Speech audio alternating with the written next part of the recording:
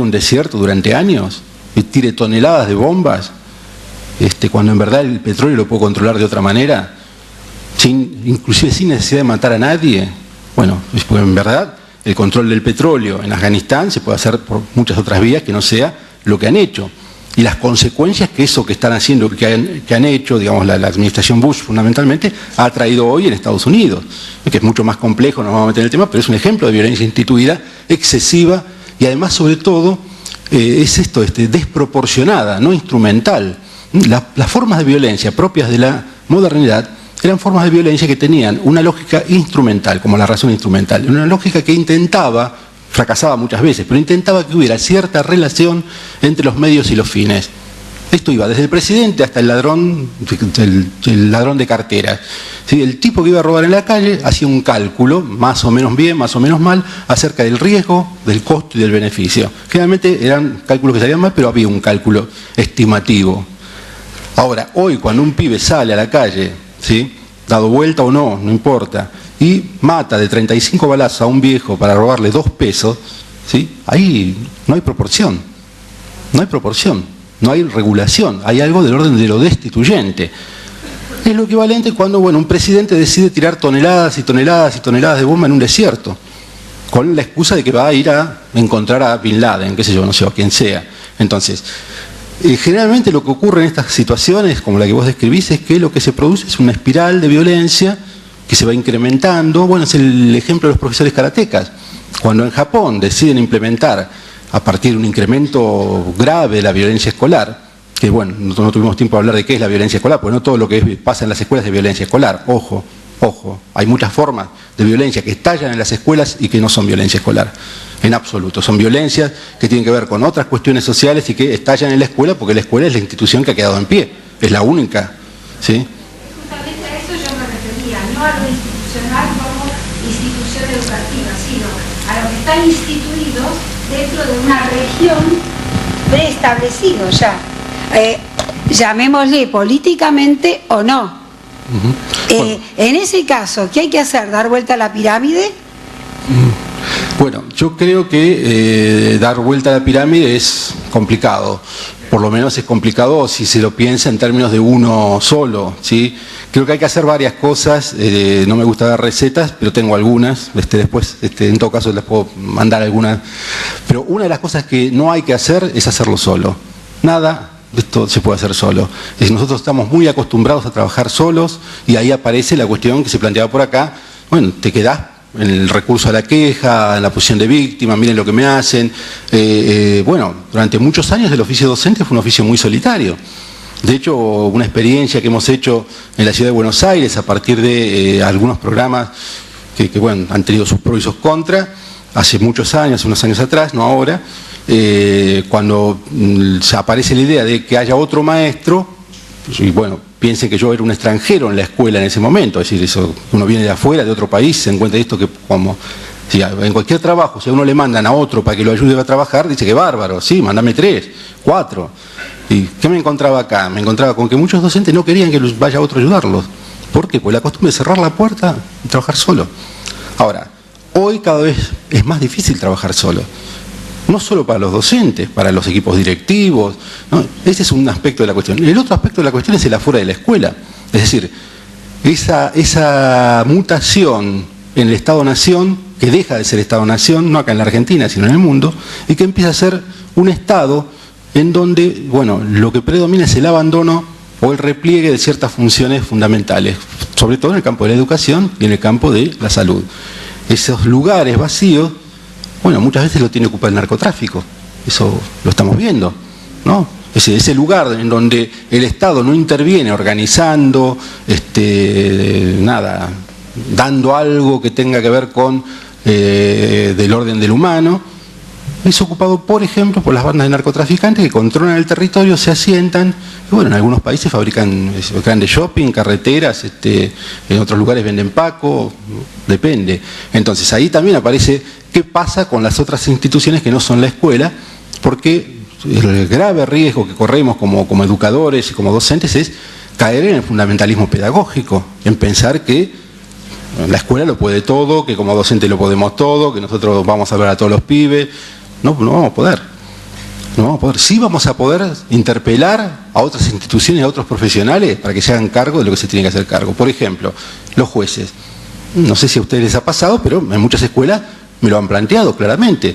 El juez que dice, bueno, este pibe que violó a 3, 4, vos lo tenés que tener en la escuela.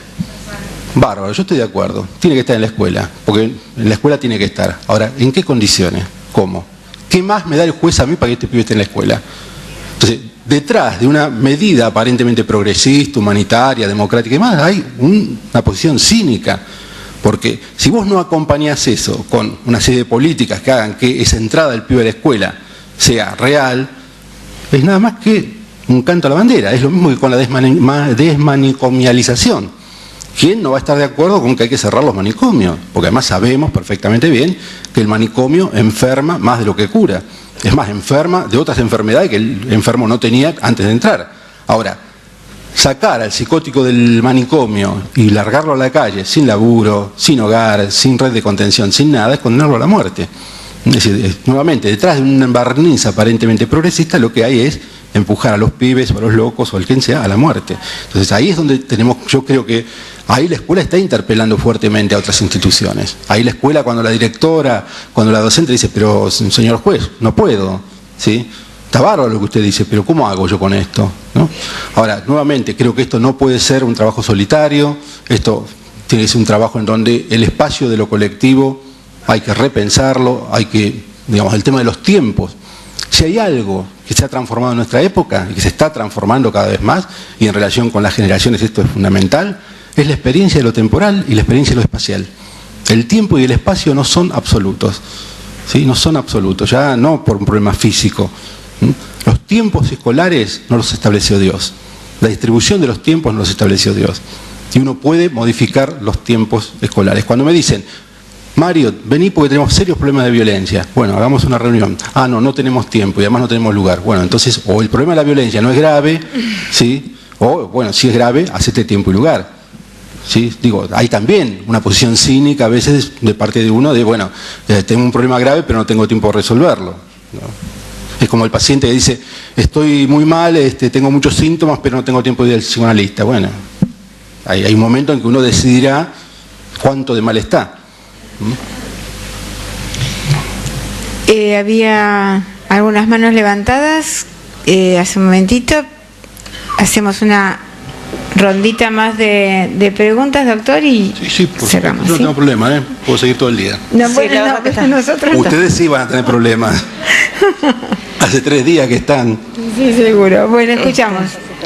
No, yo quería, o sea, hacerte esta pregunta sobre lo destituyente. O sea, se supone que una sociedad va avanzando en este proceso instituyente. ¿Lo destituyente está siempre presente en todos los momentos o en determinados momentos de crisis aparece esto de lo destituyente? Muy buena pregunta.